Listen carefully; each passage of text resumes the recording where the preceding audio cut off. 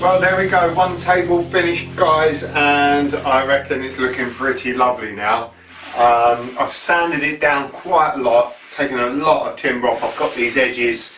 nice and flush all the way round, and the few planks that I did stain, like this one here, here and here and here, because I took a lot of this timber down, or I sanded it a lot, it has actually taken it